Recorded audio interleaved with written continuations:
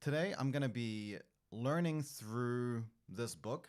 I'm going to be going through my learning process and narrating out loud how I learn.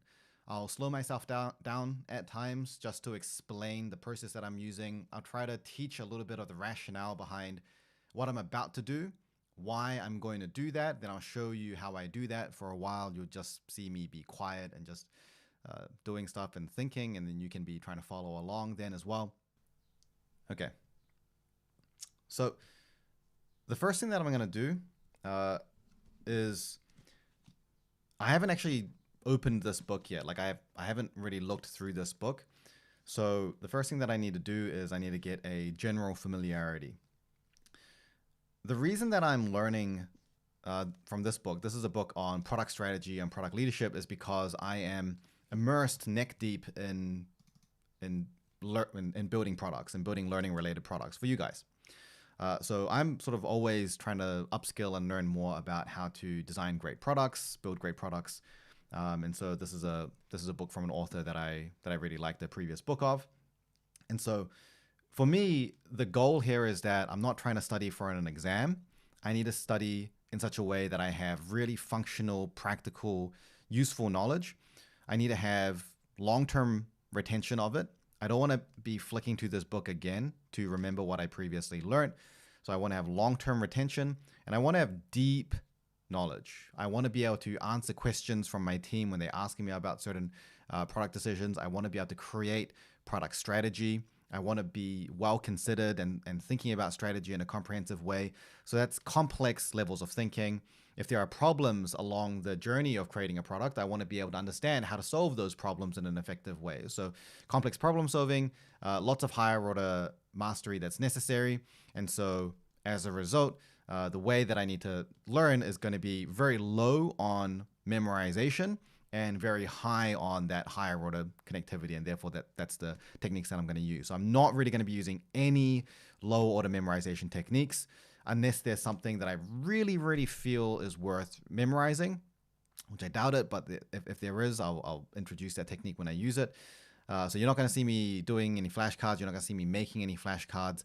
It's really just going to be about building really good, solid, functional expertise. Okay, cool.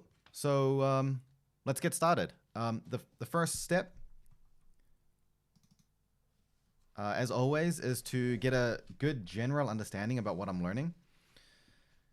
Whenever you're learning any new piece of information, you have to understand that the reason it's going to be complicated is because you don't know how to think about it.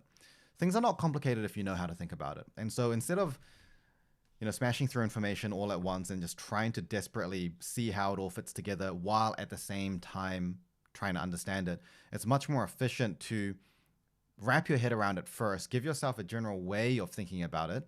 And then once you've got a general way of thinking about it, you can then build on that knowledge, and it's much quicker and more efficient to do it that way. So I'm going to start here by doing a very, very quick skim. If I feel that it's necessary, I will write down some things on the tablet, just anchoring a few words. I'll see if I can make any cursory connections straight off the bat just by thinking about it. And then when I feel like I've got a general lay of the land, I'm going to start going through actually reading it in order, going through in a little bit more detail. So let's kick things off with that first part.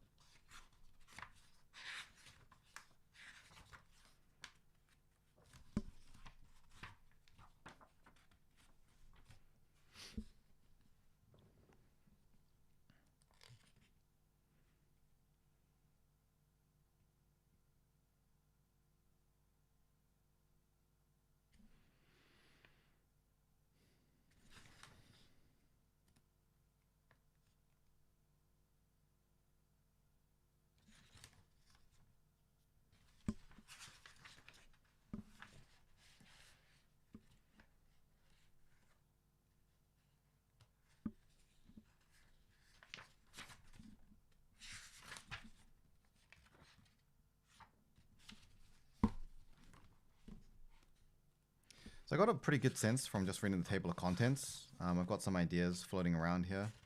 I'll think out loud. If there are certain parts where, as I think, I know that based on my coaching experience, people tend to struggle with knowing what to do with it. I'll also narrate it out loud much more actively, like much more intentionally.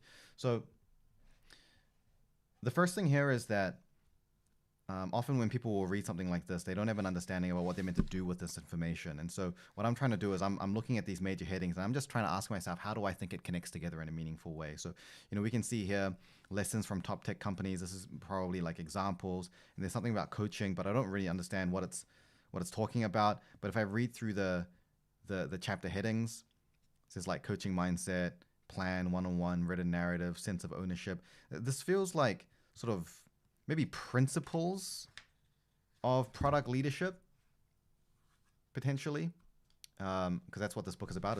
It's about product leadership. And then there's staffing, and then team, and then there's product vision and product strategy. So I feel like there's this sort of connection here between vision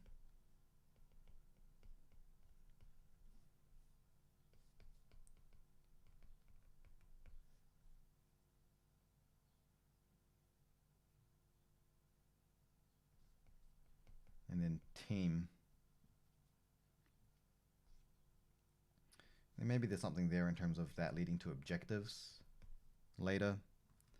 And then sort of your own role as a product leader maybe branches off from that, where coaching is part of that. And there's case studies, collaboration, and this other stuff. I don't really understand how all of this is going to fit into it, so I'll just leave that for now. But you can already sort of see based on this that there is some sort of semblance of like a structure that's already forming here, and it's not much, but it's stuff on a page, and already this is meaning that there's less cognitive load, and it just gives me a very, very rough way of thinking about it. Like I'm thinking this is, there's some kind of interrelationship that's forming here. And like the most important part about this step is that you don't want to be correct. Like you just do not want to be accurate in your first go. You want to just put stuff down so that it's easier for you to think about. You don't want to get caught up in making sure it's correct. If it takes you more than, I would say, like a few minutes to start writing things down on a map, then you're just taking too long. There's too much perfectionism. There's too much sort of thinking about having to be right. And all of that is just taking up unnecessary headspace and stopping you from really being able to think on paper, which is going to speed up your ability to think and learn. And so I want to expedite that process. So I'm just going to get this stuff down, accepting that it could be wrong. And now I'm in a good position to start going through the first chapter. So a lot of people will skip this step, but it's an important one. And especially if I'm going to try to get through as much of this book as possible, which is 400 pages, I can tell you right now, I'm not going to succeed in getting through all 400 pages, but I've got 2 hours right now, and 2 hours is not a lot of time. And I'm also slowing myself down massively just to be able to explain and narrate my process as I go. So if I want to try to succeed through this, I need to be really structured in the way that I learn about it and giving my brain the clearest path of thinking with no distractions. So, all right, let's start with chapter 1.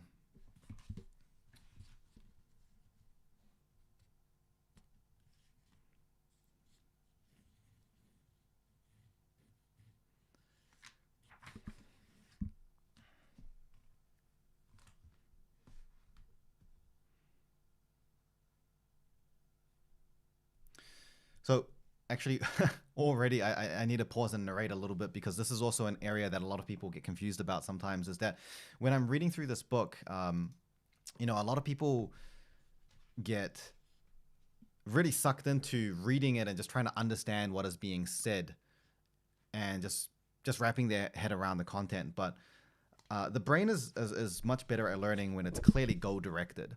When it's not goal-directed, it doesn't know why it needs to consume that information, and it's easy to get into that trap of just trying to memorize it and understand it for the sake of it. But that doesn't really build long-lasting knowledge, and it doesn't increase your ability to use that knowledge. You have to really be thinking about how you plan on using that knowledge, which is then going to help your brain focus in on processing and interpreting this information in a meaningful way.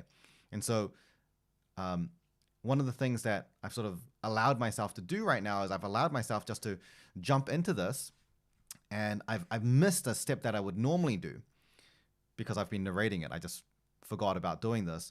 And I've caught myself on that because after a few paragraphs in, I've realized, why am I reading this? Like, what's the point? Yes, I understand what the sentences are saying, but How is that relevant to me, and how is that relevant to what I need to do out of this? And so that's the first thing. So I'm going to take a pause right now, and I'm going to just think mentally and reflect on creating a really clear goal. I actually recommend, if this is something that you struggle with, even write that goal down and then put it on like a sticky note next to you when you're learning. Put it on the top of your notebook. Put it, scribble it down somewhere, but be really clear about where your goal post is and how you need to use this knowledge. What types of problems are you going to be solving? What type of questions will people ask you? What type of decisions do you need to make? And once you're clearer on that, then it gives you a better frame for processing and evaluating how important what you're actually reading is in the first place. So for me, I'm just connecting to what type of work do I need to do? What type of situations will I be in with my team as I'm building product? I'm thinking about the types of challenges that I have. I'm connecting with the problems that I feel like I encounter on a daily basis. I'm thinking about the things that are high priority for me to push through to be able to make progress on product building.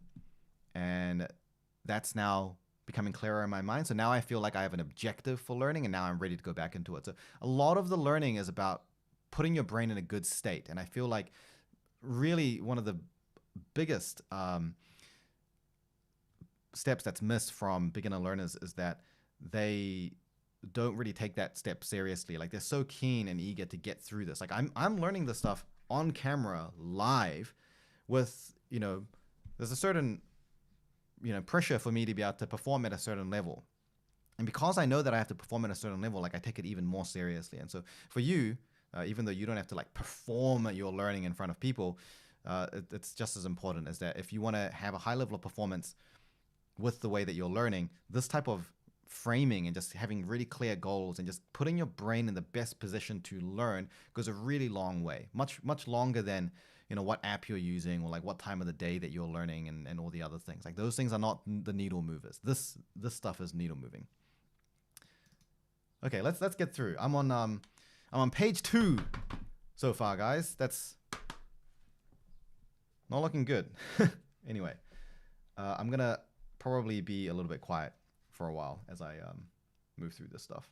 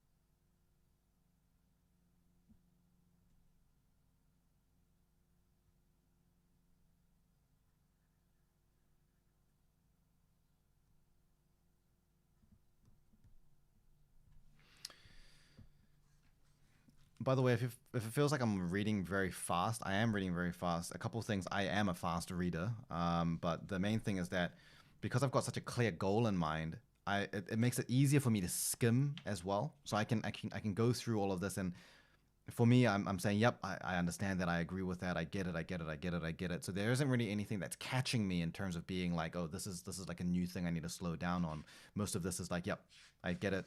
That like makes sense to me, and then I'm allowing myself to really slow down and think about it when I feel like, okay, that's a new kind of concept. Let me think about that a little bit more. But otherwise, most of the reading that I'm doing is like it's like a cross between just reading it normally and skimming it. So I'm not going so far as skimming just for the sake of like looking for something, but I am allowing myself to sort of move through the content fairly quickly to be able to spend time on the parts that I think are more important. Because I can always come back to it. And if I skim it, I have enough of an idea that I can come back to it if I really need to.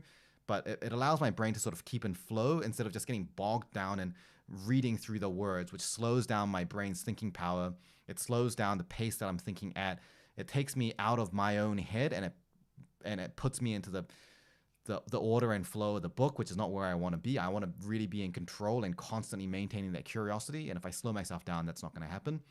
So I'm just I'm pushing that pace as I read through, and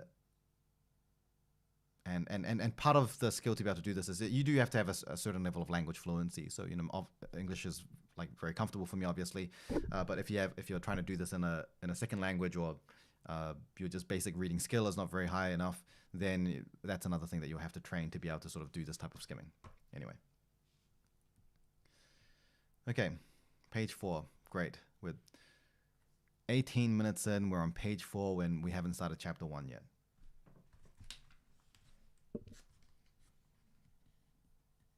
I'm gonna do some studying for, I think, like 10 minutes. I'm just gonna try to just get through a bunch. I'll look through the chat afterwards to see if there's any key questions to answer.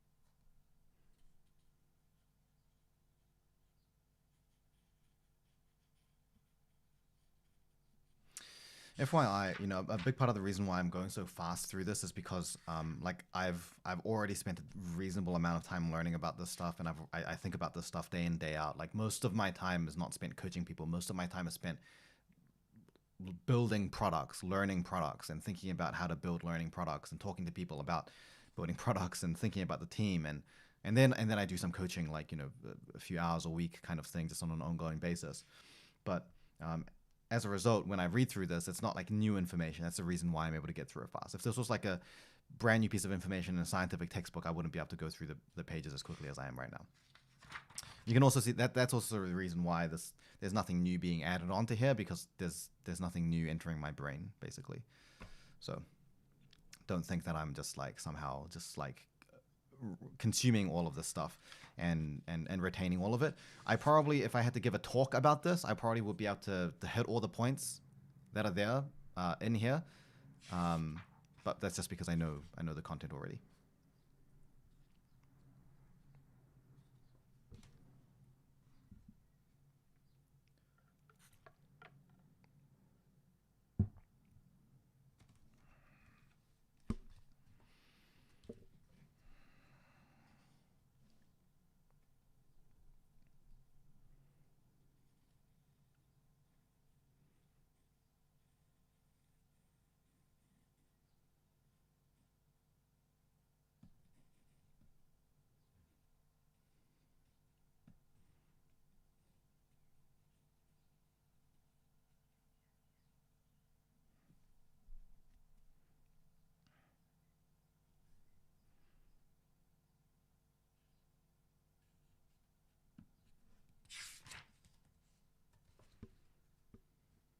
Self focused on how is this relevant? How is this important? Why do I need to care about this?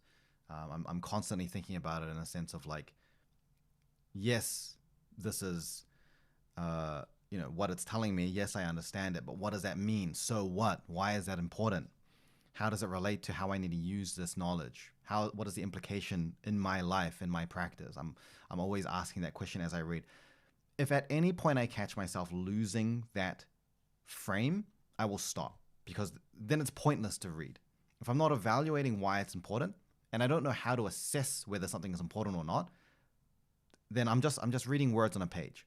So I'm constantly, there's part of my brain that's always monitoring whether I'm keeping that in mind. And there's pretty much no situation in learning where I let that go.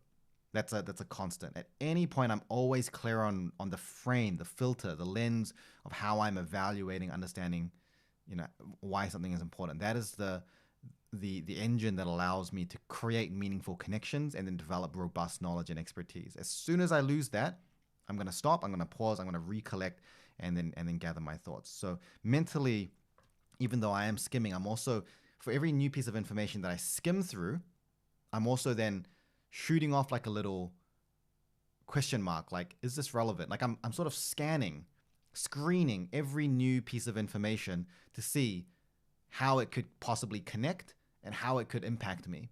And so I'll skim through, and you might see that my pen will pause for a while. That usually means that what I've just skimmed through, I'm just screening that at the moment to see if is there any like particular implication that this piece of information has, and if it does, I'm going to allow myself to pause and really think about that and make that clear and organized. If it's getting a bit confusing, I'm going to use my note taking to help me think through it.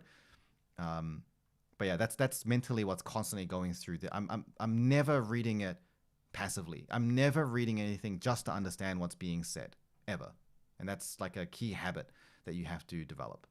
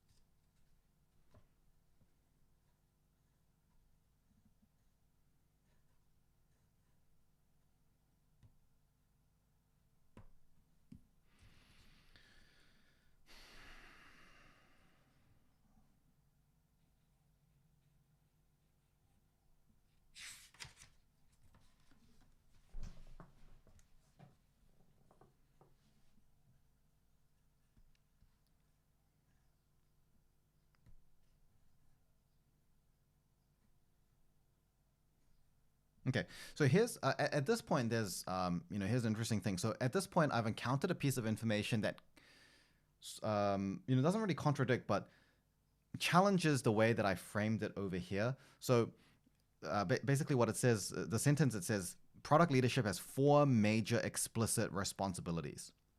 And so 4 major explicit responsibilities, the one that's listed as product vision and principles, team topology, product strategy, and product evangelism. So these are the 4 that this author has said that there are 4 major explicit responsibilities.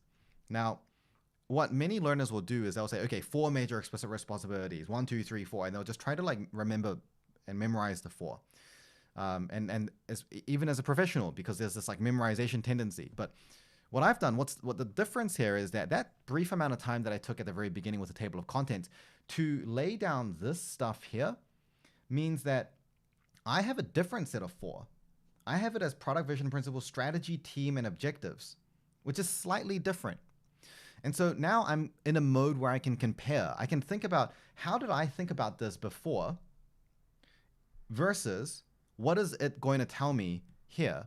Why is it laying out 4 in this way compared to the 4 that I thought about? So now I'm in a comparison mentality. And that's a completely different method of thinking, a different level of thinking. And already just from that alone, my ability to process this information, remember this information, and use this information is going to be higher. Just from that alone, without really even having to try to do anything different. Just because I've got something to compare it with. And that's the reason why it's always good to generate a way that you think things connect. Always create mind maps that are wrong. Because just by having a mind map that's wrong, that is your best attempt at being correct, even though you know it's wrong. Just by trying to be correct and generating something, that in itself gives you ammunition to compare with the new information that you read that is correct. And often what will happen is that you'll develop like a hybrid model of understanding, which is often a more personalized, deeper way of understanding the content than if you were just learning it the way that it is taught to you. And this is especially true when you're learning like a really big, complex topic where honestly things can be divided into many different categories and people can teach it in all sorts of different ways and they all technically correct.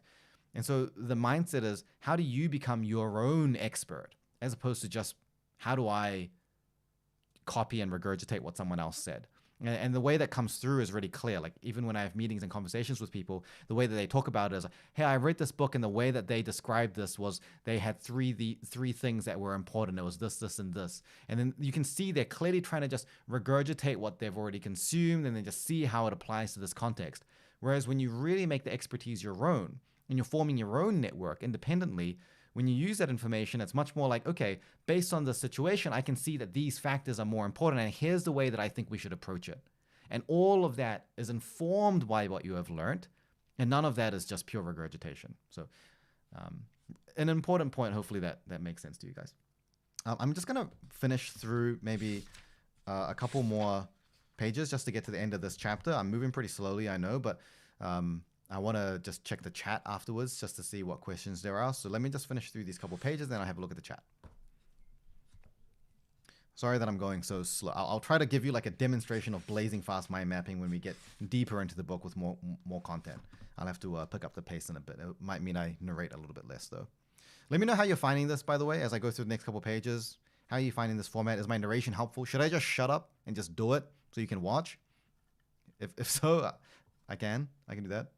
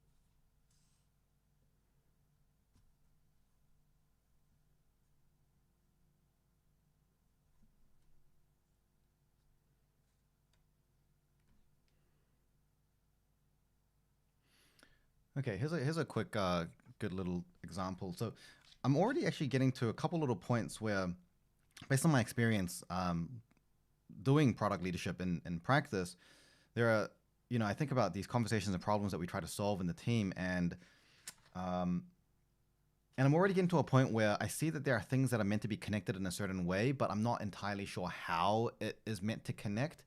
And so here's a little technique that I'm going to use now is where I know that what I've got here in this mind map is actually incorrect. This is not an accurate reflection. It's not comprehensive of the true nature of the relationship.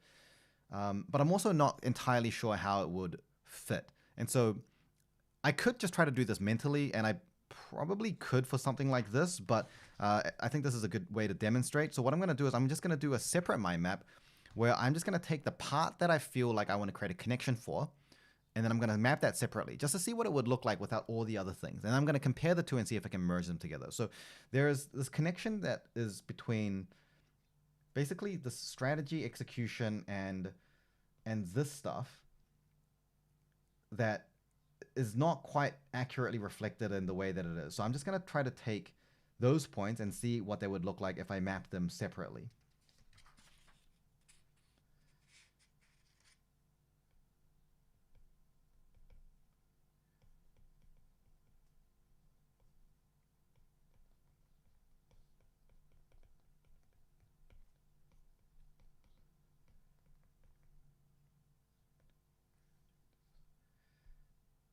So I don't know if this is going to help you. I'm just going to try to do this right. I'm just going to do this now, where I'm actually just going to think out loud totally. And if you guys find this helpful, let me know, and I'll keep trying to do this. If you find it's not helpful, then just tell me to shut up, and I will. So I'm thinking there's management, which is responsible for staffing, coaching, and objectives. And the objectives come from your wider strategy. But actually, it's not that the objectives come from strategy out of nowhere.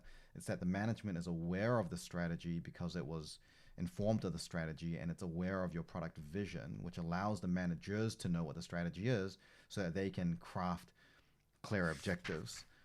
But then there's another workflow here where once you have the objectives, this is then distilled down into the key results.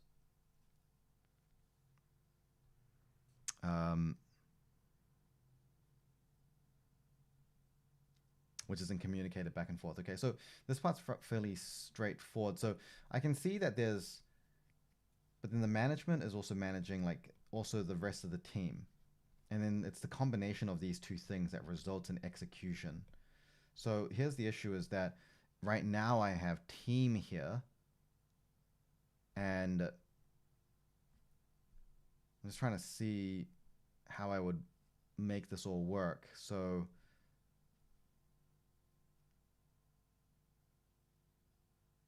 yeah, so I think the issue here is that I've got strategy leading straight to execution, but that's not true because you can't execute a strategy without the team that's executing it. So actually, once you have the strategy, what happens is that the strategy is then communicated to the team who actually implements what's necessary for the execution to actually happen. So the execution is like the end result. And so all of this stuff should really be like here. Let's get rid of this for now. Your product vision and principles is going to give rise to the strategy, and that's going to be then communicated to the team. Now I'm just trying to see, should I break up the team into management versus non-management? Because I think a key principle here is that managers are also responsible for the execution, so I don't want to do that. I think it makes sense to split up. I'm gonna just keep team here. And team is leading to execution, that's for sure. And I think I want to add one for management here, leading to team. I'm going to circle team because it's slightly more important. I'm going to put this one in a box because this is like most important of all. So you can see just by doing that, you've got a little bit more visual hierarchy, right? Visual hierarchy reduces cognitive load necessary to discover what is important and emphasized. So by adding the visual hierarchy, it means I can skim through and filter the important ideas more quickly. And then I've got this stuff here in terms of staffing and stuff, which I think I can replace all of this. So I feel like it makes more sense doing it like yeah, doing it like this. So the strategy is being communicated to the team. The management is, okay. So I want to do it actually like this. Yeah, this should make sense. If I do it like, yeah, let's do it like this. That. There we go. And this is key results being communicated back and forth. Strategy vision connects together through to the management team execution. So that part's done. And then the other point about evangelism here is about the communications that occur. So this is actually, so this arrow that I've drawn between strategy and team and management, actually there's a missing part because there's actually evangelism as part of that. So I'm actually going to take this out. I'm going to bring that up to strategy. And then I'm going to put a big one here, which is communications, strategic communications, but also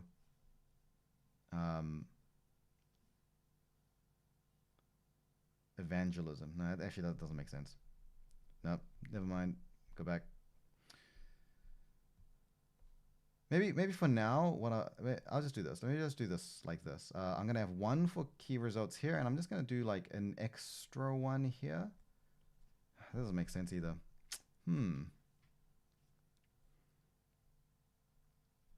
just gonna put the word evangelism up here, and I'm just gonna come back to it later to see if I can fit it somewhere that makes sense. But yeah, I feel pretty good about this now. Like I feel really organized with the information. Like I feel like it really makes sense to me. It's all clicking together. And again, like I'm going kind of slow at the moment, but that it's all setting me up. What the heck? Look at this. It's like the shortest chapter ever. Boom. Anyway, it's going to set me up for the rest of the book. So this is really how you get fast at learning, is that you build the snowball. So you start fairly slow, but then you build these really good networks of knowledge so that when you get later and later on, the details have a place to slot, and your ability to filter through and rearrange ideas and organize it gets faster and faster. So time spent up front here really pays off. So, okay, I'm going to take a quick pause now to look at the comments that you have, and I will address some of those comments, key questions that I can see. Just give me a moment, because there's a ton of comments and it's going to take me a little while to scroll through a little bit.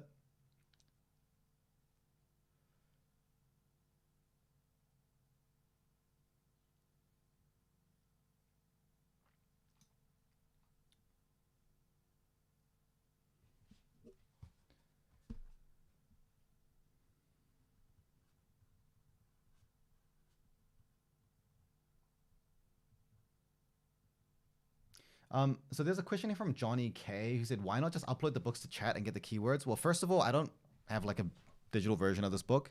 I could probably find it, but I just couldn't be bothered really looking for it. And so I don't have a digital version of this book. I personally just like reading physical books as well. And I felt that it's not necessary for me to start with a list of keywords in this situation, because I don't feel that this is going to be conceptually and like in terms of technical detail so dense. If I was studying something that's like deeply scientific, then perhaps I would start with that, because that allows me to get a lay of the land more quickly. But I felt confident enough that I'd be able to just skim through and get the main keywords just by literally reading, doing it the old-fashioned way. So I didn't do that part, but you certainly could. I'm just comfortable with not having to do that in this case. What I'm demonstrating to you is not like the perfect version of how you should learn. This is me learning. Like I'm sitting here learning, just narrating my process. And this is the process that I use with my, with what is comfortable for me for this topic. If you were learning the same thing, you may not learn it the same way. It's about figuring out what works for you. If you feel that you would need to have the keyword list, by all means go for it. I certainly recommend that for all beginners, to start with the keyword list, because it separates that step out.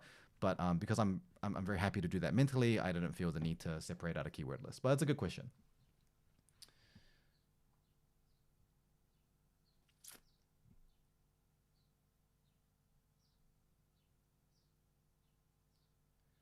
Can what I'm talking about be applied to any subject? The short answer is pretty much yes. I'm this is just the way that your brain works. It's how it forms memories. It's how it forms knowledge and expertise. It's how your brain processes things. So this is basically true for anything that you learn, as long as you're still using a human brain to learn it. So there isn't really any drop and transfer unless you're talking about really technical skills, because skills-based learning is a little bit different. There's a lot of different neuroscience and learning psychology that's involved in skill learning, which I'm not going to go into in this video. But yeah, for any knowledge learning, this is true.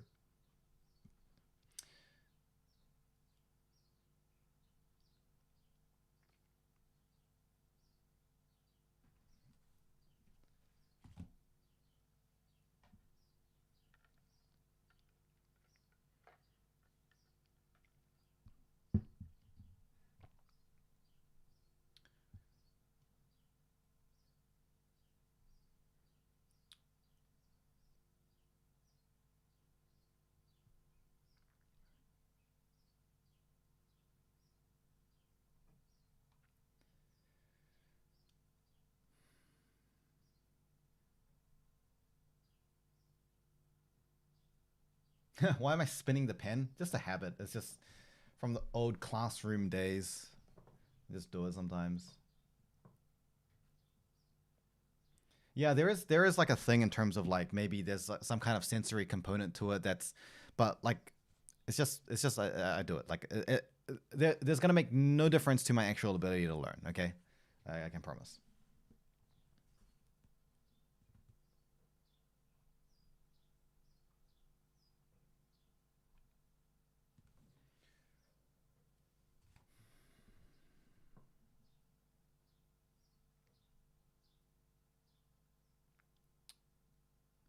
There's like a lot of comments here talking about like how I'm able to focus in straight away. That's actually a really interesting like observation, because it's not because my focus is just immaculate or anything. The main reason is that I'm using a method that is, it requires a high level of engagement. So think about it this way: it's not about okay, let me just try to think of an analogy for this.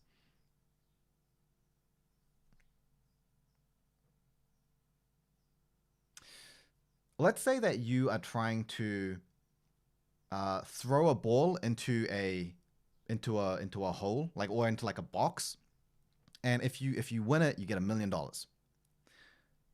So you do it, and let's say that then someone distracts you on the side, and then so you get distracted for a while, and then it's like, cool, okay, now try to throw it in again.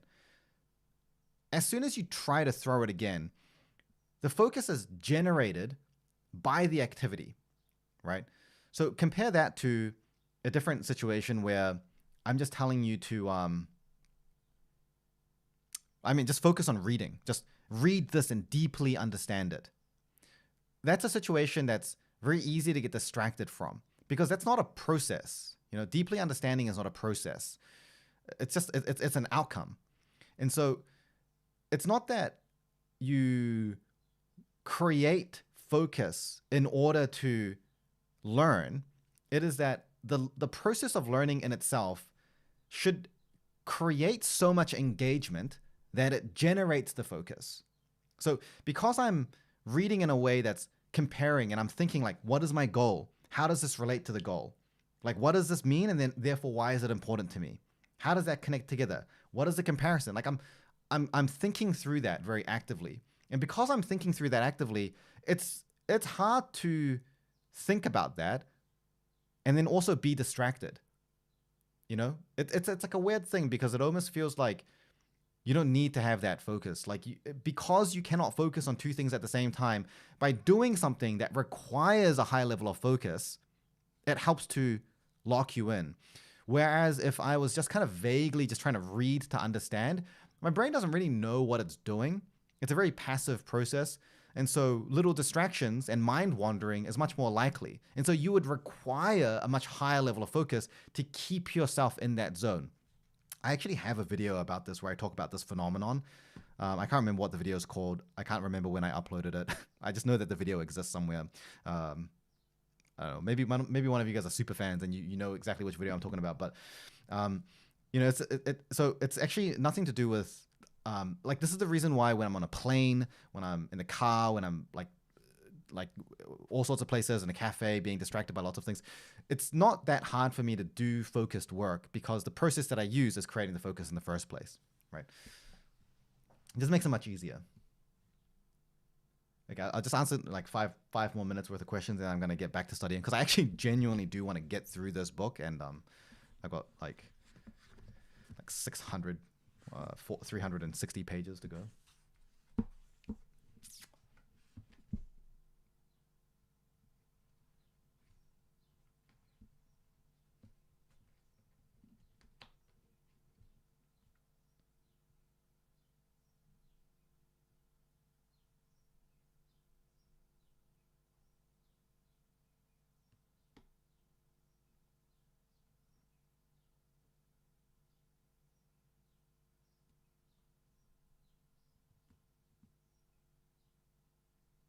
Question from Zach, who just asked, how do I have the ability to keep that frame of importance and relevance all the time? I try to maintain it, but I end passively reading. Part of this is going to be practice, but a big part of it is just having a really clear cue response habit that's built.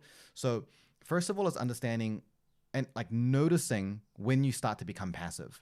So a big part of the self-regulation of learning is that as I'm reading through, I have a high sensitivity of when I'm losing that relevance. When I'm reading something and I don't see how it's connecting and I don't see why it's relevant, I catch myself on that very, very quickly within like the same sentence of reading it. And a big part of that is because I've trained myself to catch that. This is 100% not how it used to be like 15 years ago. This is the practice skill, and it doesn't actually take 15 years to develop this skill. It's just that I didn't know this was so important to develop, but I think in my experience, like from coaching people, usually if you know that this is an important skill to develop, just picking up that radar, being able to detect when you enter into passivity, only takes like a week or two of just trying to think about it. Once you're able to detect when you're losing relevance and starting to become passive, then you can train the response to that. So instead of when I become passive, I'm just going to let myself keep going through it. Instead, what you train is when I become passive, I'm going to pause. I'm going to stop reading. And then I'm going to go back and refresh that frame of mind. And then when I feel like it's fresh, then I'm going to get back into reading it and consume more information. So that cycle of catching myself when I stray and then bringing myself back, that is a habit. So the cue is noticing the stray. The response is bringing myself back. And then that is a habit that helps to keep yourself in that frame. And even to this day, I'm constantly getting distracted and bringing myself back, but it's happening fast enough that I'm essentially not really like losing the flow, functionally speaking. Unless I'm really, really tired, in which case I'm just gonna stop.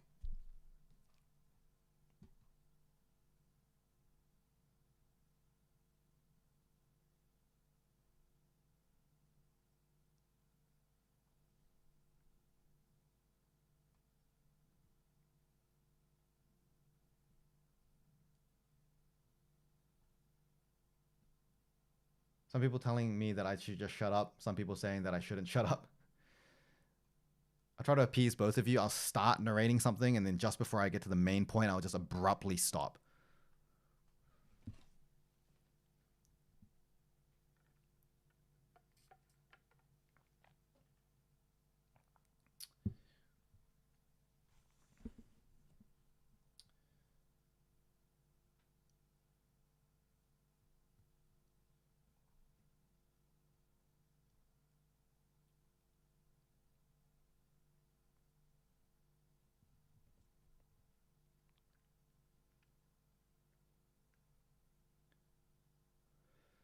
Okay, I'm just gonna like one more minute. I'm just gonna really quickly skim through the questions. I'm sorry if you have a question that I skipped. It's not because your question is bad. Well, it might be because your question is bad, but mostly it's because I'm just trying to skim through and see, what's catching my eye.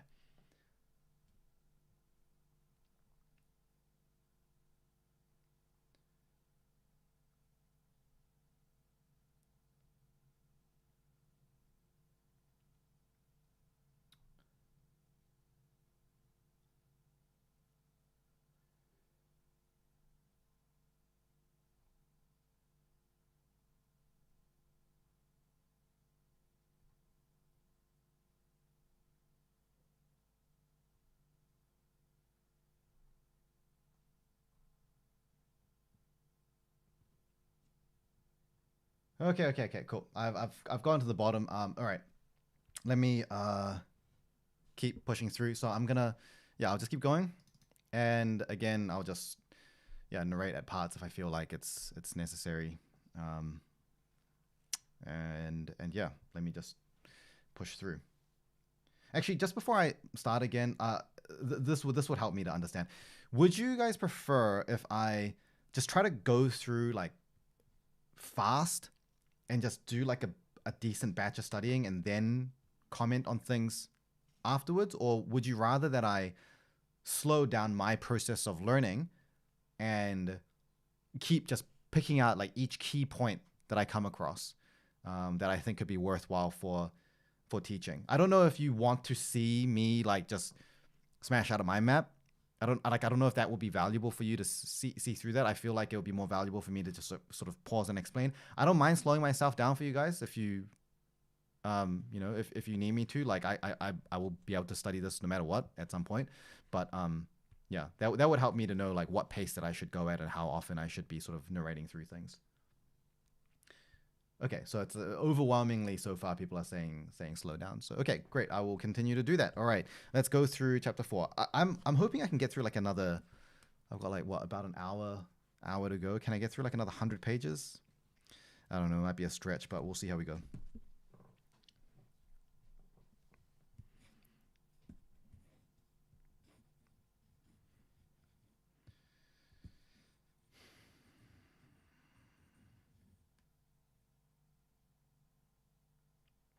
Okay, well, that didn't take very long for me to narrate on something. So I basically, what I just did is I just read this part and I read it fairly quickly, and I read it and I read it and read it, and I was going through and I was like, yeah, this makes sense. This makes sense. And then I got to this final sentence, and I read this final sentence and I thought, I actually don't fully know what the sentence is referring to.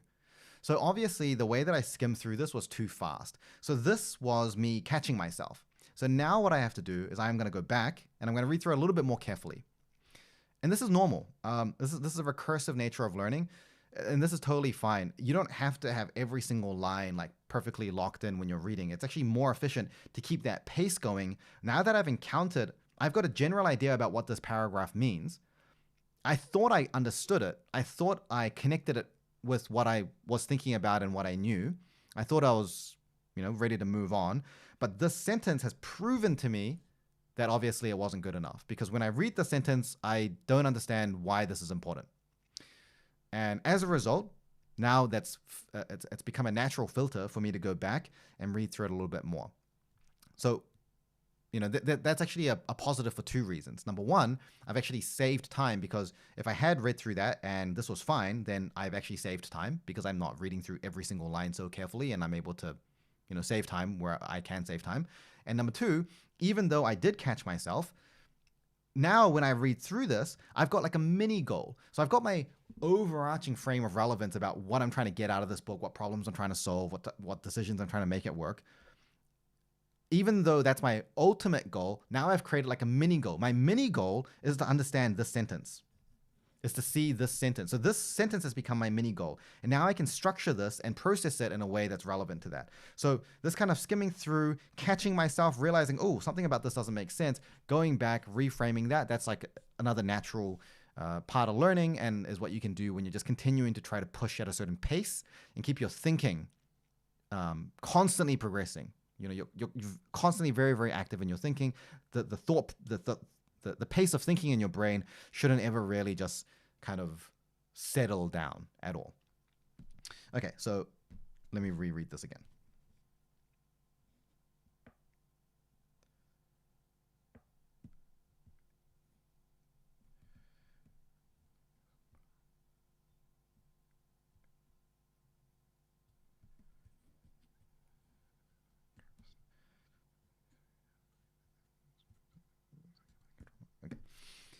So now I've understood it. One thing that if you're really attentive and you're like being part of like a speed reading community before, you might notice is that I did something called sub-vocalization, which is where I'm actually like whispering the words out as I say it. I'm mouthing the words. Subvocalization is a limit to your reading speed, but subvocalization increases your ability to process the information. And so in this situation, when I'm skimming, I'm not normally subvocalizing because I'm trying to just get through it, and I don't need to be deeply processing it. I'm already doing that sort of screening filter mentally. But in this situation, I'm letting myself subvocalize so I can really tune in to each thing that I'm reading about. And by doing that, now I've gotten through that paragraph again. Okay, little mini lesson done.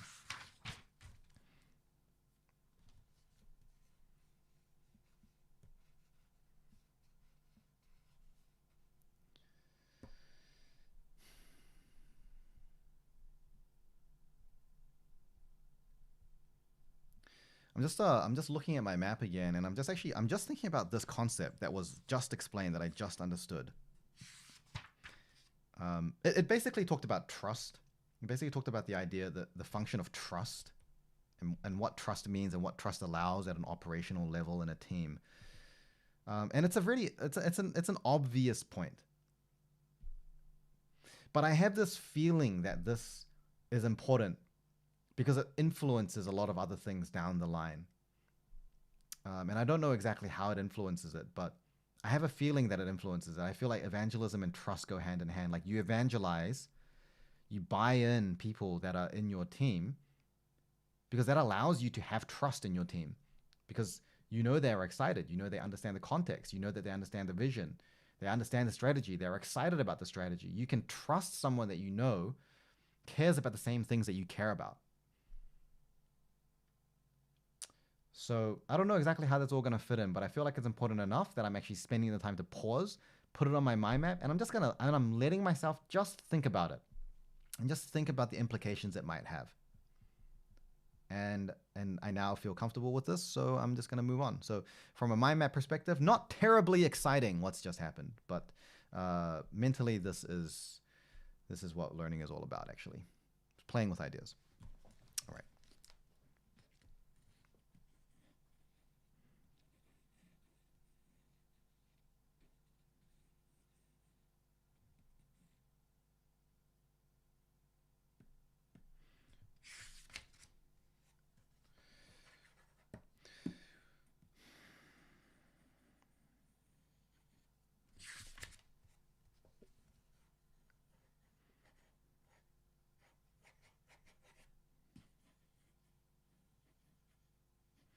Okay, so this is an interesting situation about what's happening is like you might see that I'm flying through the information now. This is an example of the snowball effect. I did so much thinking already that now it's just telling me the same things I already figured out myself.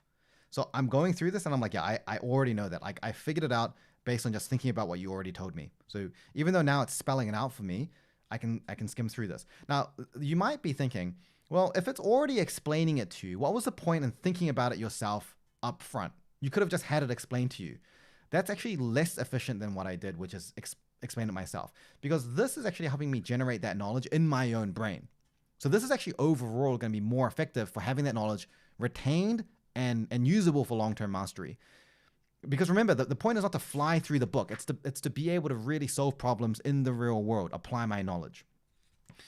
If I didn't think about it, and I were just reading it through here, I would fall into that same understanding trap. I understand what it's saying. It makes sense. Things are clicking together, but the network, the schema that's formed mentally is not going to be as robust because I didn't do as much work in creating that schema myself. And probably what I'd go through is I would be spending much more time reading this.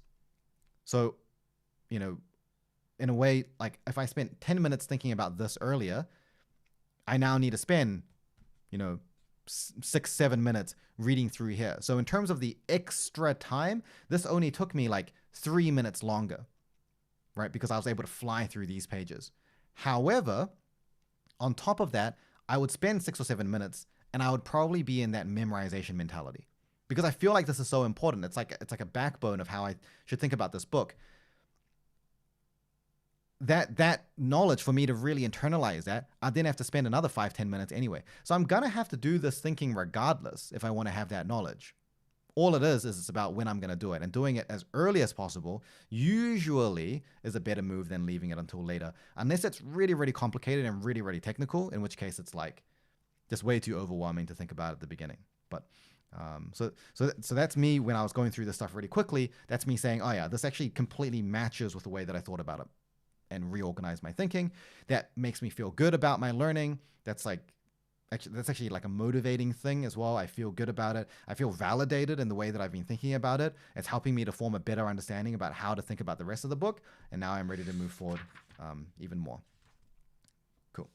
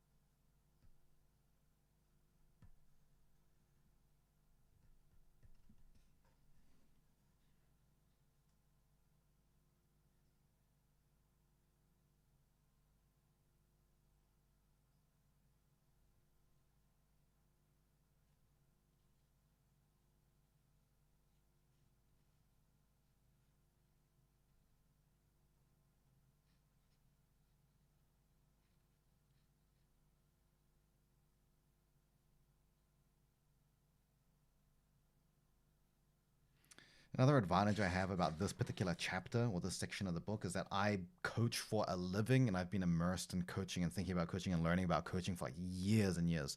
So this section, which is about coaching and the mindset of coaching, for me is like super familiar territory. So that's why I'm able to read through this a little bit faster as well. I might in fact actually deliberately try to go through this section a little bit faster, just so I can show you what it's like when I'm in parts that I'm maybe less familiar with. Although this is like a pretty enormous part of the book, though, so don't know if I'm gonna get there, but yeah, we'll see.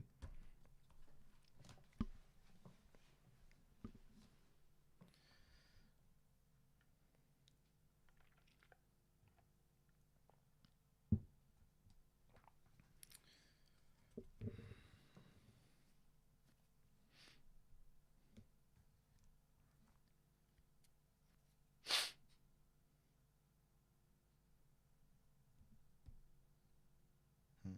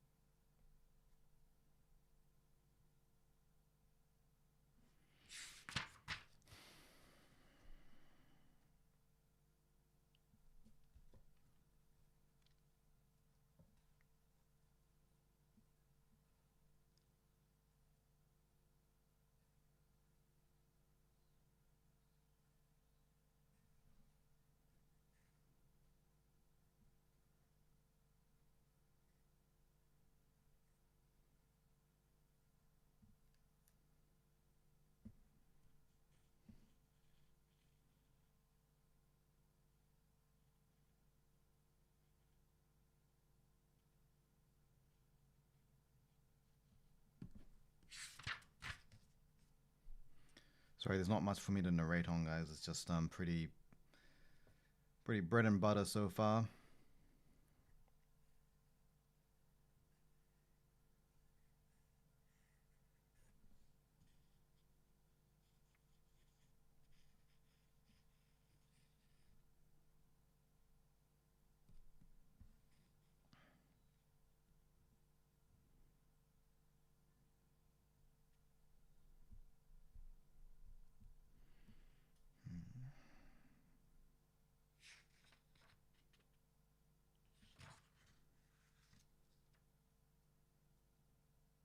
Okay, here's a little mini technique. So I'm entering into a section of the book now where it's starting to get like quite detailed and granular, like specific recommendations of how to perform a coaching assessment and gap analysis.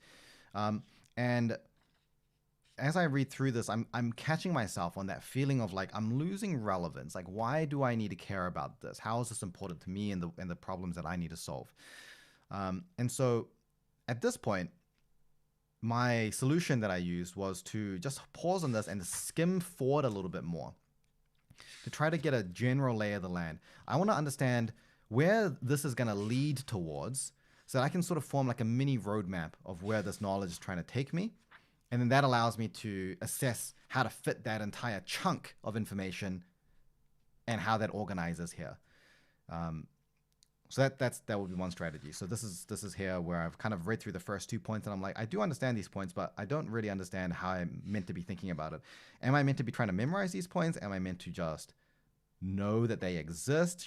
Is this meant to impact me like right now? Are there changes and decisions I need to make because of this new knowledge? Or is it just simply like an FYI? I'm not sure. So I'm just going to read forward to answer that question and then I'm going to come back.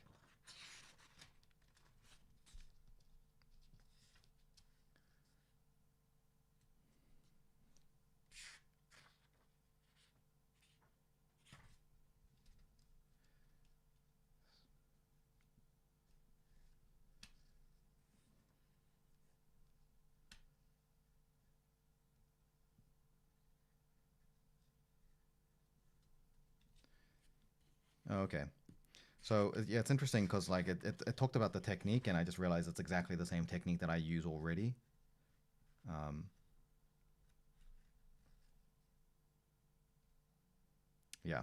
So now I know exactly how to use this. So basically for me, it's because I already know about this technique and I'm already using it. For me now, this just becomes like a checklist. Like it goes through all these different domains of things that you should try to assess for. So now I know how to think about this. I'm gonna read through this list with the mindset of what are the things that this book is recommending that I assess for that I don't already assess for. And I'm going to pick out differences between my current practice and what it is recommending. So now I have a clear frame. I'm ready to go back into this. So hopefully what you can also see is that process of like reading forward and just skipping through and just getting a general sense and then coming back to it, that's an example of me allowing myself to follow what my brain feels it needs to maintain relevance rather than letting that relevance drop, right? The relevance is the most important thing. That is your North Star. Every action that you take and learning is surrounding activities that just continually allow you to make it relevant. And so it doesn't matter if the book is portraying in a certain order, and if you're learning through lectures, it doesn't matter if the lectures are in a certain order, or certain slides. What matters is, do you feel it's relevant or not? And if the answer is no, it's how can you make that relevant? So now that I understand why it's relevant, I'm going to go back and go through it. And that process didn't take very long. I don't know how long it took, but maybe like 45 seconds maybe. And that 45 seconds now allows me to go through this with high level of relevance. So overall, it's saving me a lot of time because otherwise I would have read through this. I would have gotten to the bottom of this page, being confused, maybe trying to memorize stuff. Like it's just a whole host of wasted time if I didn't do that step. So that's basically the example of that self-regulation. It's all about detecting when that relevance is dropping down and then pausing and then making a clear decision about how you can bring that back.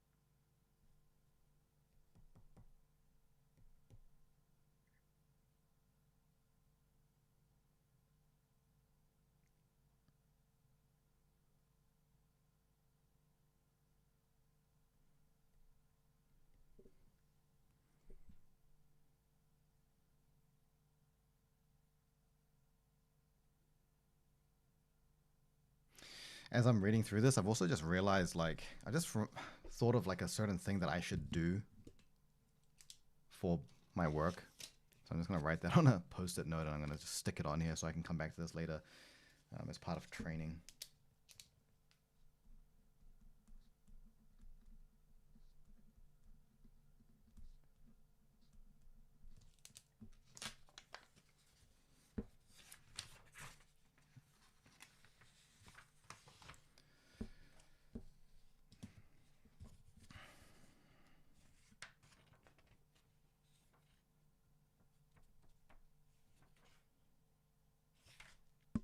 Okay, and this part's fine. I'm comfortable with that. Okay.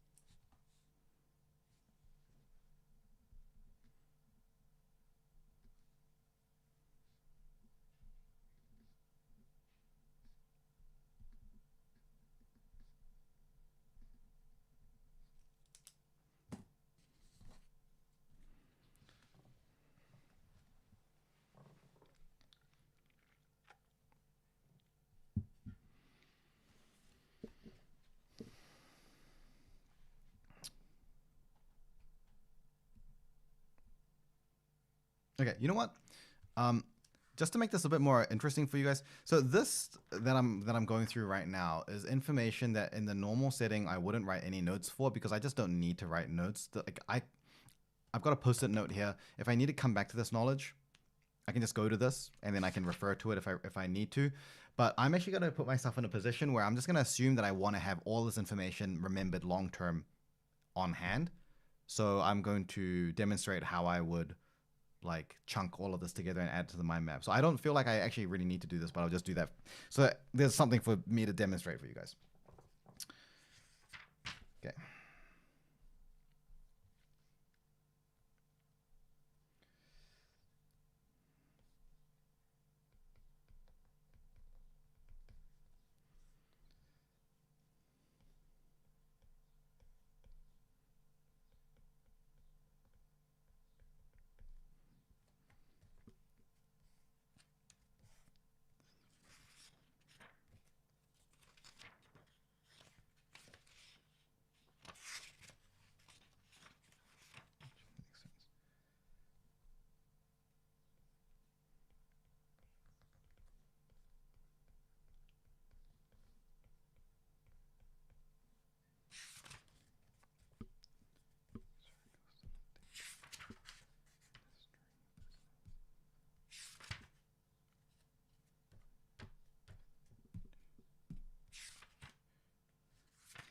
Okay, so this here is a category of called product knowledge. It's basically like what your product manager needs to have in terms of attributes and knowledge. So product knowledge here is divided into multiple different things, but chunking it in the way that it's here is going to be overwhelming. So this is divided into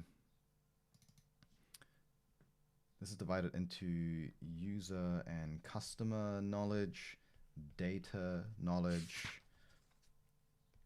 industry and domain knowledge. Okay, what is the difference between domain knowledge and industry knowledge? Oh, domain is the actual thing. Yeah, okay. Business and company knowledge, sales and marketing knowledge, finance, legal, business, development. How is business development different from business and company knowledge?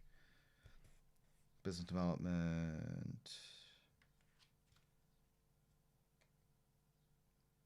It's really about creating partnerships, whereas business knowledge is about just how your business works. Okay.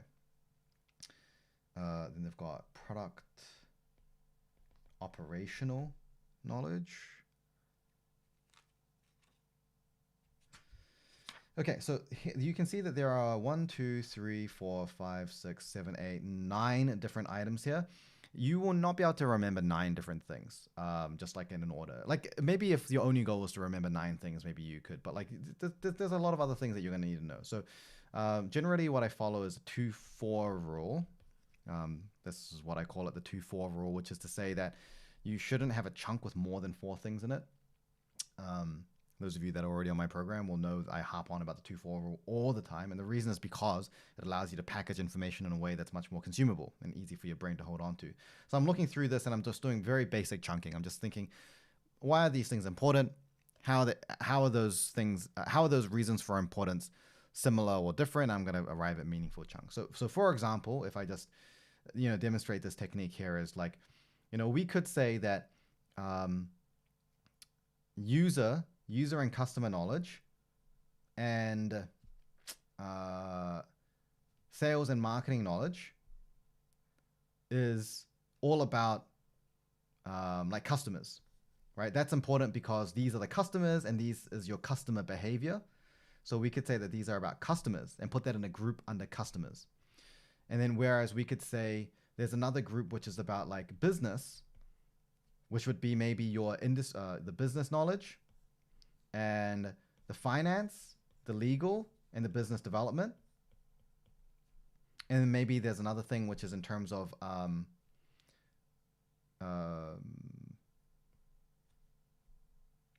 let's say I have like data. Okay, in which case obviously the data one fits into there. But then these two, industry and product ops, like doesn't really fit. And then this is only like one thing, so that's not really a group. And also, I just don't feel like, for me at least personally, this way of grouping it just doesn't resonate with me intuitively. So I wouldn't go with that. But that's just me demonstrating that you could choose to organize it this way, and then you might find that it works for you or it doesn't work for you. But for me, if I were to try to do this, the way that it makes sense for me is probably I would organize it like this.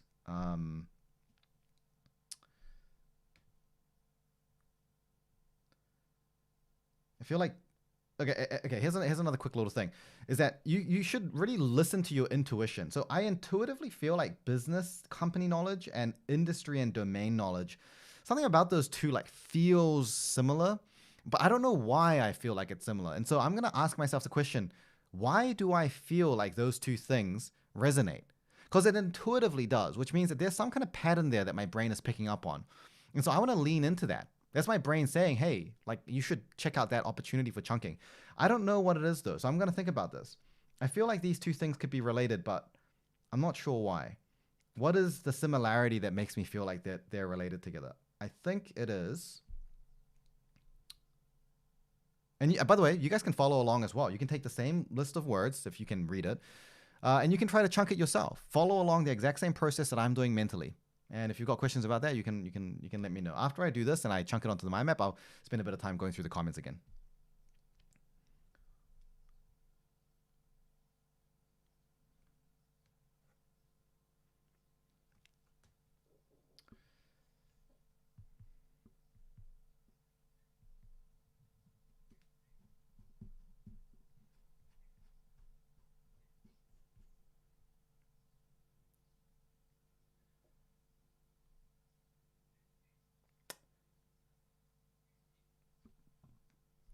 You know what? I'm actually not sure. I'm not sure. I can't think of one that I really feel good about. But I do feel like this one and this one being related to the idea of growth feels nice.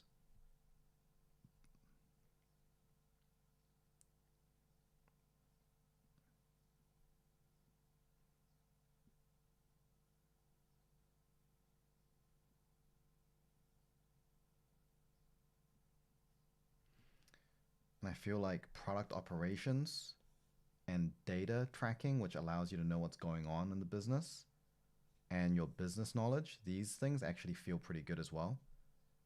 So I wanted initially to have these two things connected, but this is also like resonating with me as well. So let's just see how this goes.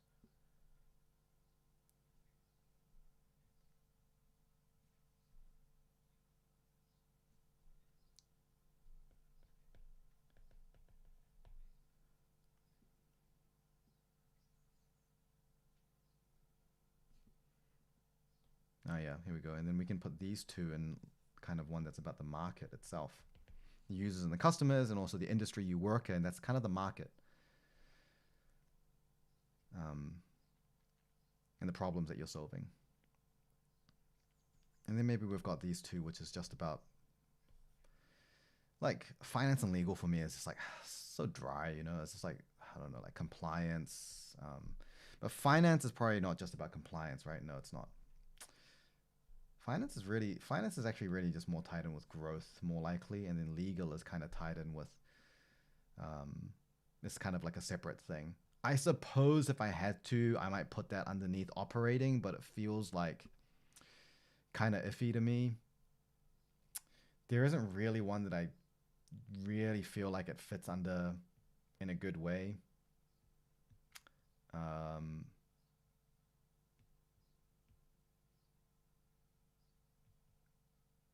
I'm just gonna see what it looks like if I don't have that underneath anything, because I feel pretty good about the three that I've created so far. And by the way, like as a result of me thinking so much about how all of this connects together, I've already generated like retention. Like my memory on this is already good. Let's see how good it is. I'm gonna move that over to the side. I'm gonna just try to do this from memory to see how many I can get. So I know we had market,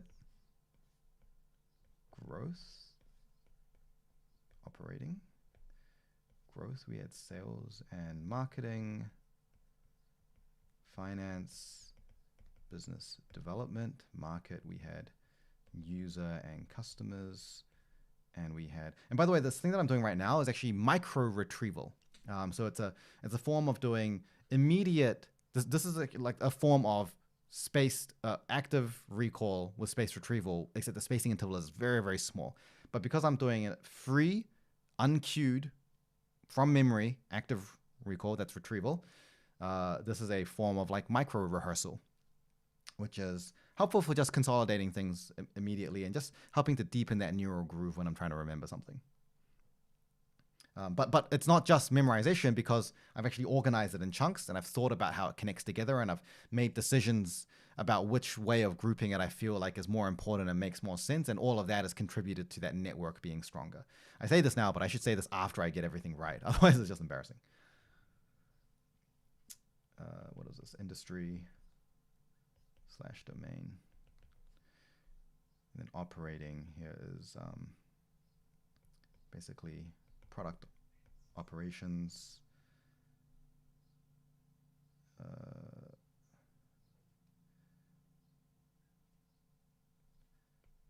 data tracking, and I think there were, and I know that there's legal, which we didn't have anywhere, but I think there was one more under operating, but I can't remember what that was. Oh, it's just business and company knowledge. Am I missing anything else? No, just that and legal. Business / company. I'm actually going to deliberately remove the word business from this and just replace it with the word company knowledge, just because I don't want to have the business development and business / company knowledge mixed up. I just want to keep the words separate to fully kind of, you know, change things. Okay, and then there's legal, which yeah, I still can't find a nice way to put it anywhere. So sometimes what I do is I would just add like something like this, which is like plus legal. And this is like a lazy way of doing it. It depends how much I care about holding on to this knowledge. Right now, I don't really care very much. So honestly, I would just try to do it this way. If I really wanted to make it fit, like I could try to re-chunk this in another structure where legal does fit in nicely. But frankly, I personally just don't want to mess this up. So I'm probably keen on just leaving it as is. If I wanted to make sure that I can truly remember it, I'll just do this for you guys so I can show you. Because market, growth, and operating are not like super intuitive categories, right? Not like up, down, middle, left, right, center, before, during, after. Like those are really intuitive categorizations where you don't have to even memorize it. Market, growth, and operating are not super intuitive categorizations. So if I want to make sure I can definitely remember this, I might use a small memorization technique for this, like just having like a slight mnemonic. So like we've got M, G, O, and then we've got legal. So we could make the word like glom or like mogul, log M, golem. I'm just trying to think of one that makes me think of product, and I'm just gonna arrive at that. I'm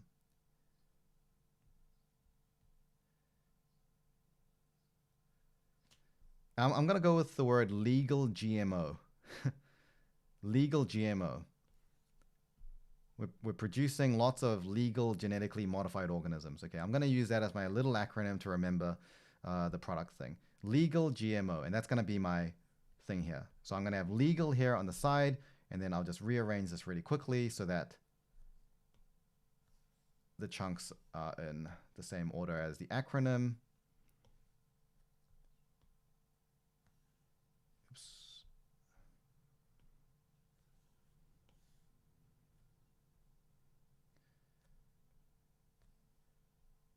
I always like to take my time to get my spacing and everything correct because it just cleans things up. Like, I hate having visual clutter stopping me from being able to think fast.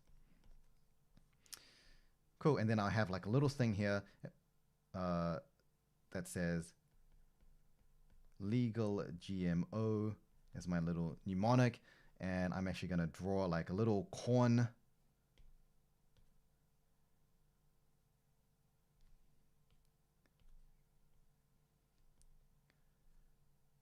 to remind myself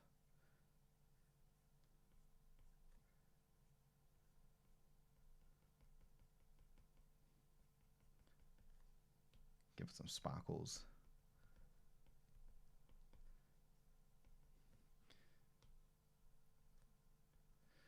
Cool, and I've given myself a tiny little visual memory anchor. Great. So now when I look at this thing helps me to just anchor onto this part.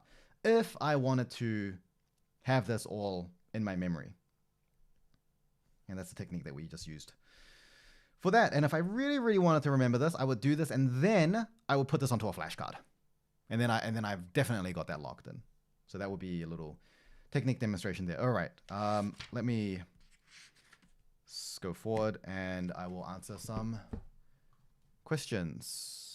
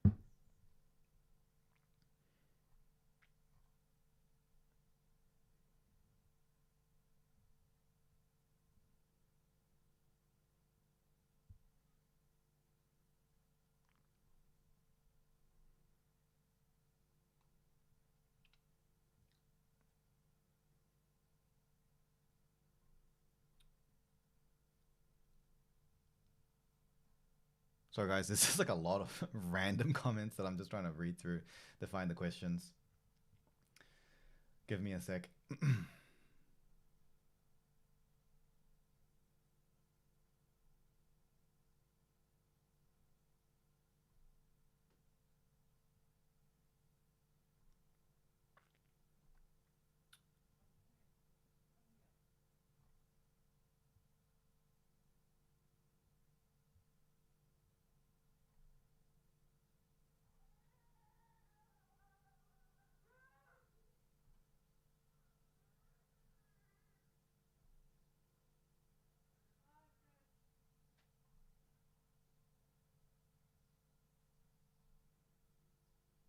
Oh, there's one comment here which is like, why don't I just use ChatGPT to chunk all of this stuff for me?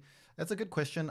So there's a couple things to this. I don't know if you guys have seen my video on like AI, like how to use AI, like the issues with using AI, or the recent one I did on Notebook LM.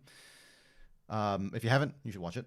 But the quick summary of it is that if the goal is just to create chunks, then sure, I can use an LLM to do that for me. But if the goal is for it to be in my brain, then I have to ask myself, will having the chunks created by an LLM faster actually allow that to be in my brain faster and retained? And the answer is usually no. Because what I would have to do is I would have to get it to be chunked using an LLM. And then I would think about, is that a good way? And does that make sense for me? So I would have to do that thinking anyway.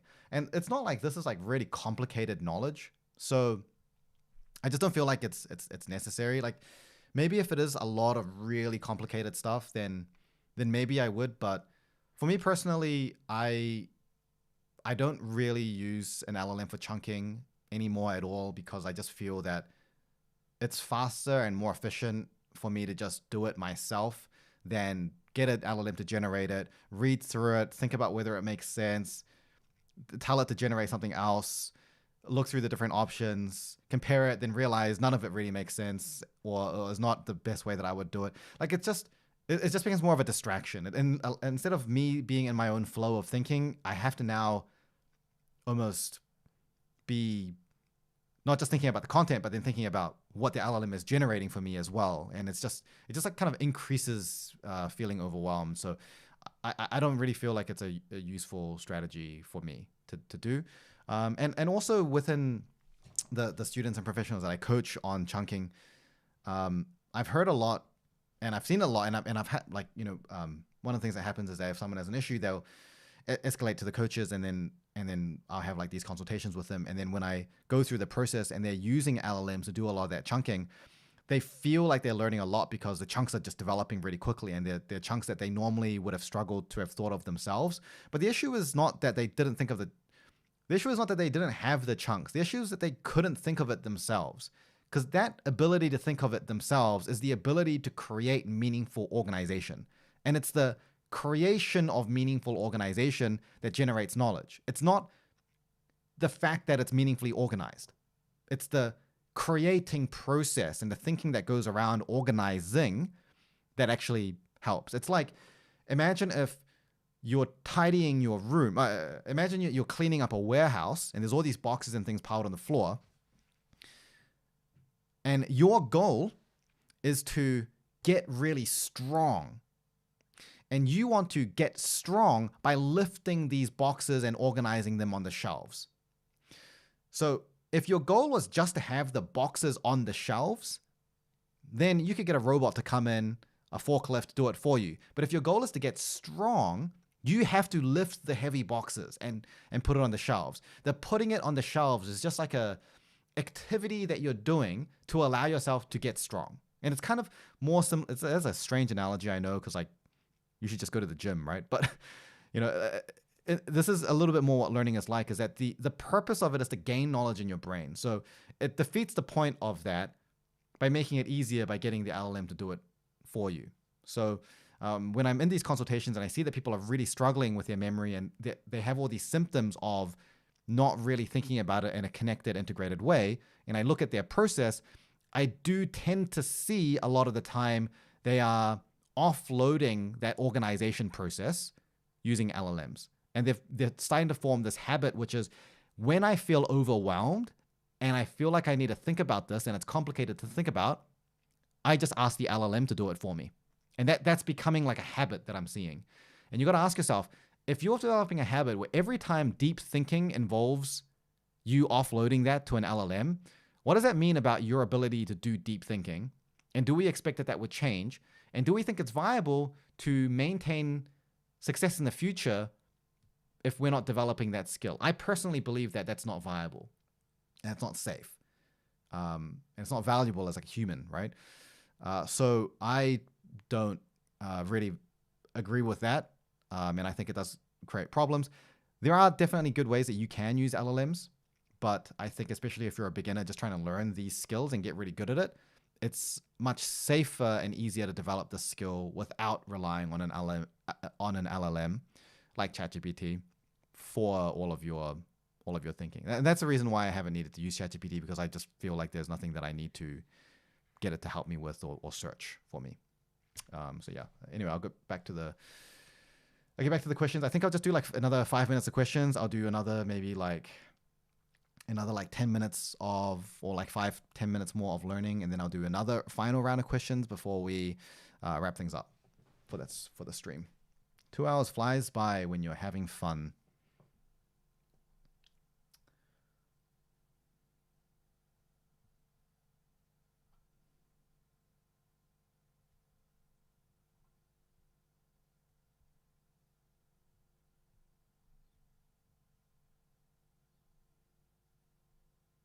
Should we always do micro retrieval for the different chunks? So that's talking about that little thing that I did before where I just did it based on memory. You can.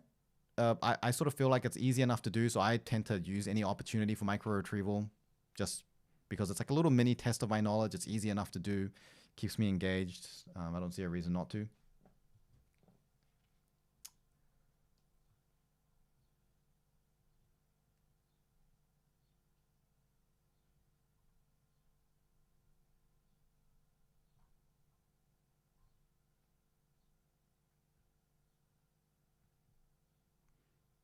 Oh yeah, what's the rule for changing color? Okay, yeah. So sorry, I didn't explain the whole color thing.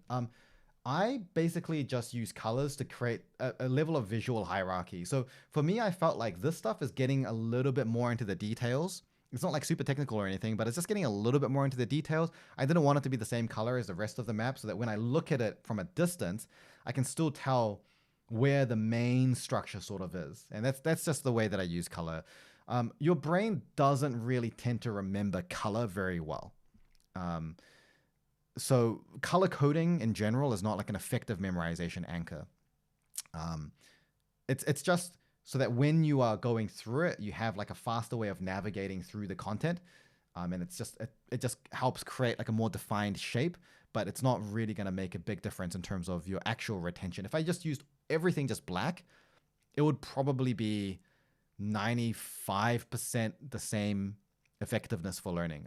I'm kind of making that number up, but I feel like it would make not much difference.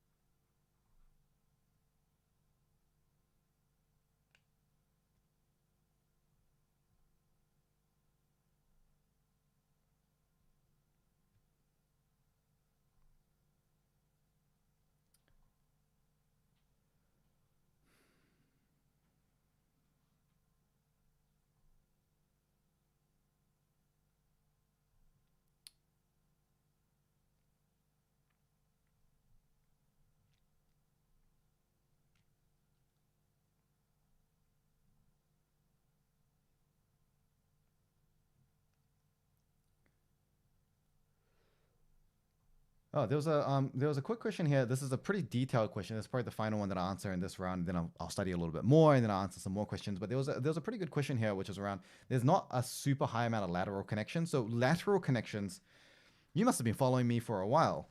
Lateral connections are so.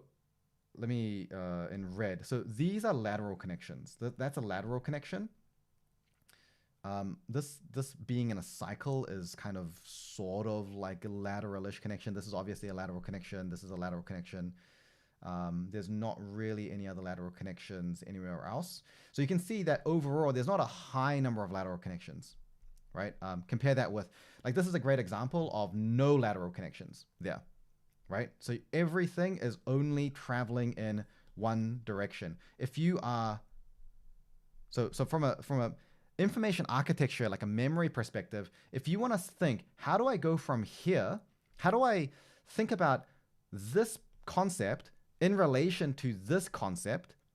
The idea is that you are moving through a pathway that means, okay, well, this is about this, which relates to this, and then this is about this, which relates to this, and therefore this is the pathway of connection.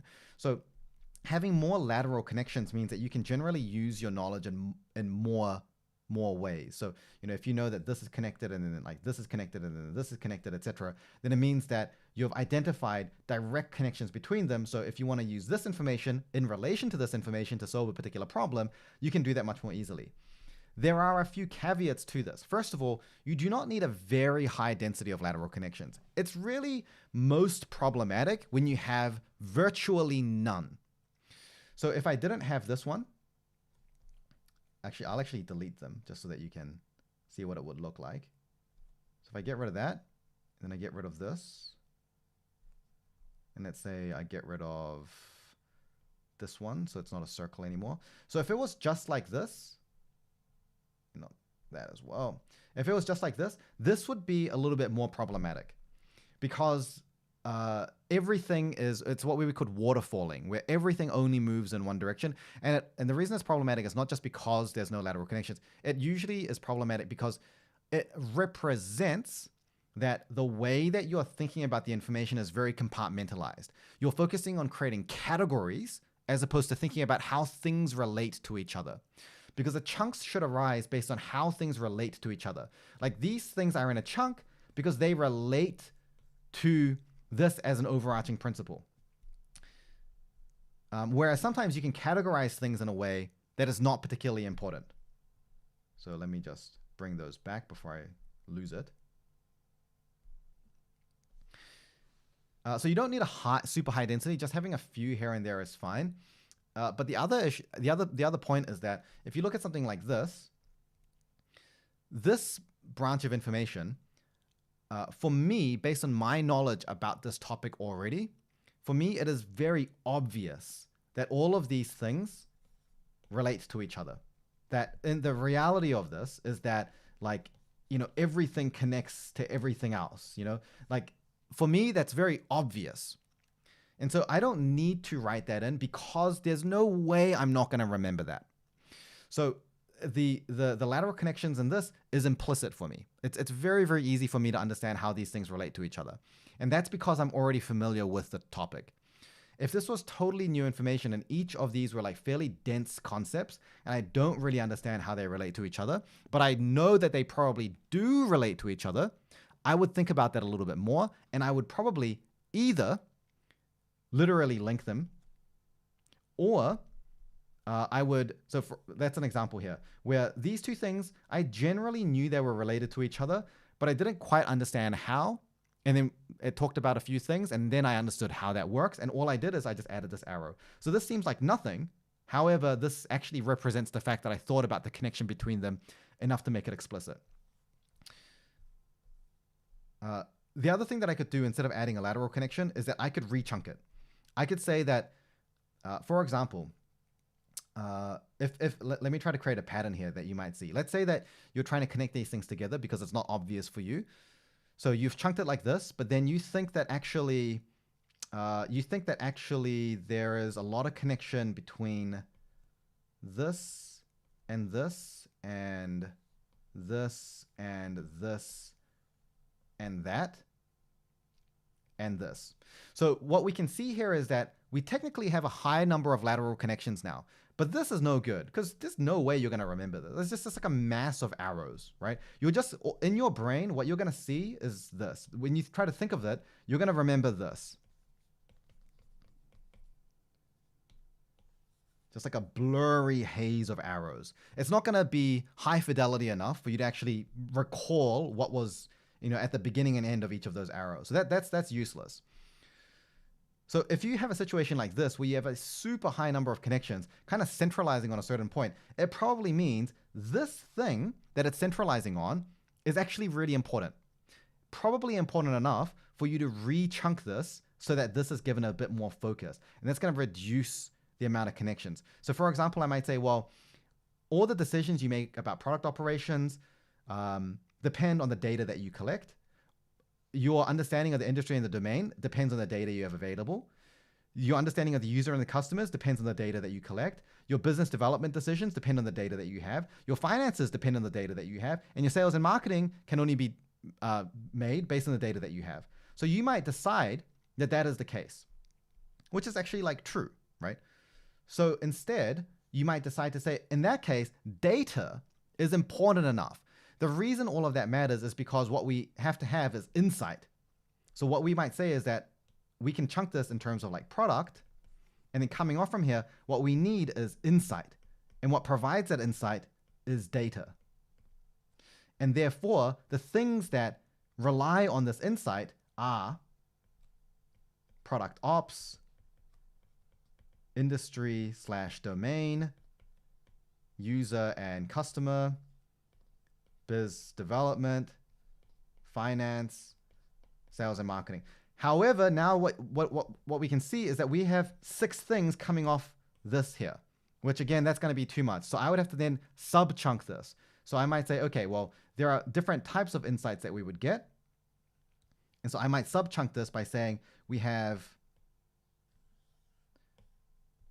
financial insights, which are finance and sales and marketing. Boom, boom. We have operational insights and decisions, which might be, product ops and let's say industry and domain knowledge. And then we have growth decisions that we need to make, which is where user and customer and then business development potentially comes in. So it might be something like this. I'm not saying this is accurate. This is just an example. So here what we've done is that we've re-chunked it with data as a central point because we identified this high number of very important connections that we want to express, but it's overwhelming to try to express this through this huge mess here. But what you'll notice is that the chunks that we already had, like growth or like market or things like that, or operating, these things got sort of preserved because we had to still find a way to organize that information. So this is an example where we've reversed the chunking. We've reversed the order of chunking. And in doing that, we've created a different focus. In this mind map, we're focusing on the fact that you're making product decisions based on insight, which is contributed with these different types of insight. Whereas with this one, we're simply saying that the product can be divided into these different types of categories. And so it's just a matter of whichever one feels better and makes more sense for you. And so this would be a totally valid way of doing it if you feel that this is more correct.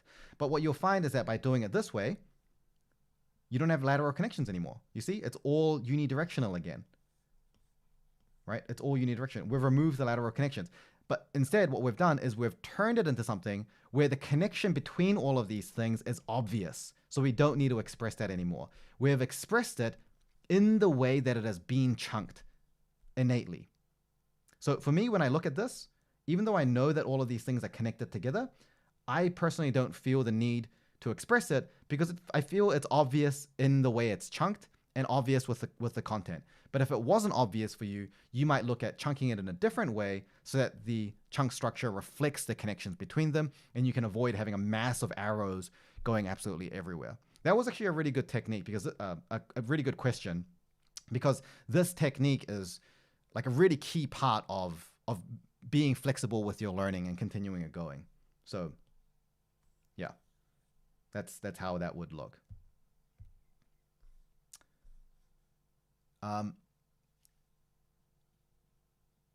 I was going to do another round of studying and then some more questions, but that demonstration actually took a little while, and that was a really important one to demonstrate, I think. So I'm just going to flick through the questions one more time, I think, and then we might call that a day.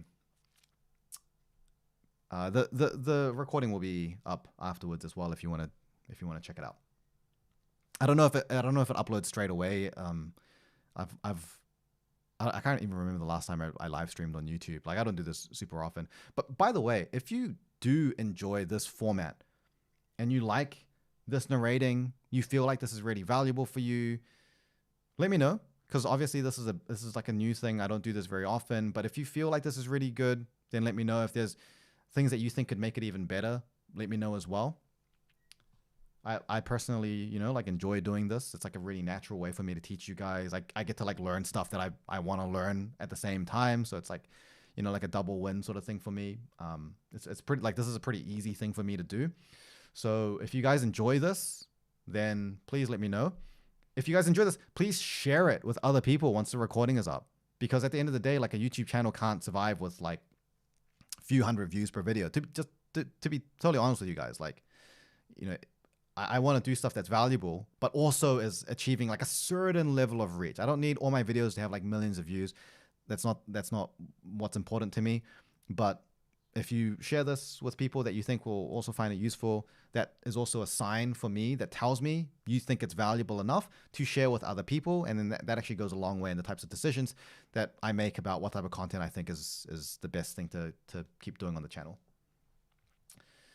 Okay, I'm going to do, 2 more questions. I'm going to do 2 more questions, which probably realistically means I'm going to do like 4, but we'll do that.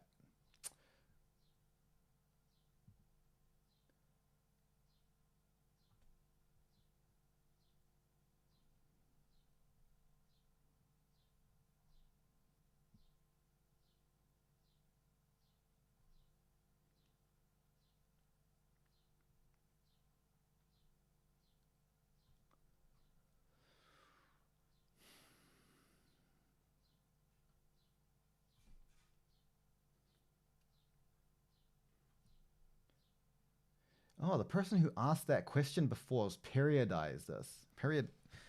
Who I'm very familiar with. So I didn't realize that was the person who asked the question. Yes, well done.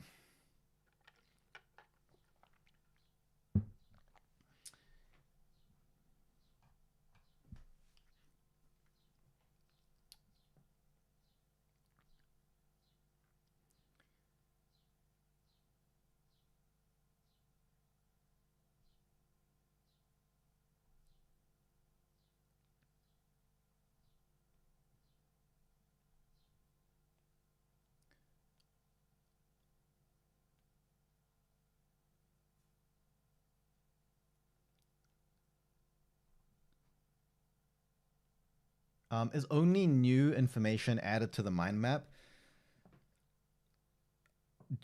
Generally speaking, you want to be pretty protective of your mind map real estate, because the more stuff that you have to organize, the more hectic it gets, right? And some of that stuff is important for you to organize. Like, you want it to be hectic and messy because that gives you an opportunity to like organize it, right? And that organization process is what creates the learning. So going from hectic, overwhelming to starting to connect together, lines being messy, then cleaning up those lines, finding a way to chunk it, organizing that, all of that thinking, like, that's really valuable stuff to do. So sometimes it's necessary, but you don't want to also have things in there that are obvious. So a really common way that this occurs is when you're learning a topic for the first time, but let's say that you're learning about this topic for weeks or months even. What you'll find is that the very first mind map that you did for that topic is completely useless for you now, because that knowledge is so obvious. You've been thinking about that knowledge all over again, like over and over again, and it's just basic. And so in that type of situation, you should actually just start a new mind map where you're eliminating the stuff that's obvious for you, right? It's like, when I was in my final year of medical school learning about some kind of pathology, I don't have to start from what are the components of an animal cell? And like, what are all the different organelles? You know, I don't have to do that process all over again because it's basic knowledge. And so the same thing is when you're learning something new, you want the stuff that's on here that you feel is relevant for helping you organize this new information. Some of that could be existing information that you already know to help serve as a memory anchor. But most of that is going to be the new information that you're trying to wrap your head around. And so as you have like bigger and bigger, more complex mind maps, a sad thing is that I think, yeah. So I got like a new iPad and like a lot of my old drawings just got wiped because they didn't have like a cloud saving feature years ago. And I had a ton of other mind maps. And so when I got a new iPad, I just thought it connected with an account, and so I uninstalled the app, and then when I reinstalled it, I realized that there's no cloud backup.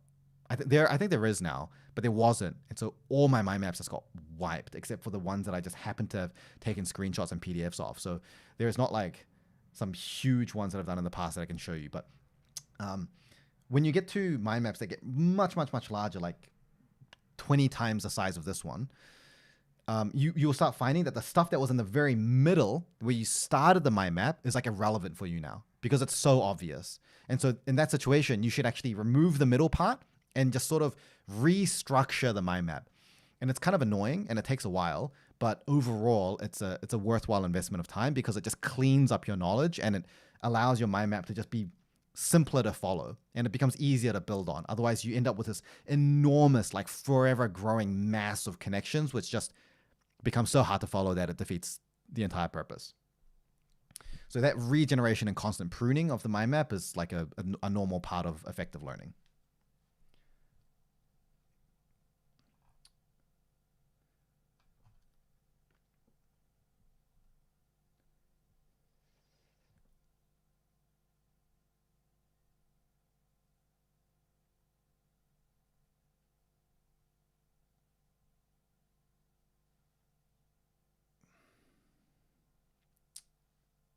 Okay, I think that's probably a good place to call it. Yeah, so the video will be up. You guys can keep looking through that. But yeah, thanks so much for tuning in. Thanks for the great engagement and the questions. It was a good time. I really enjoyed doing this. I don't really know what else to say. Normally when I do outros to videos, I get a chance to think about how I want to end the video and then I end it. But I guess all I have to say is thanks for watching and goodbye. See you in the next one.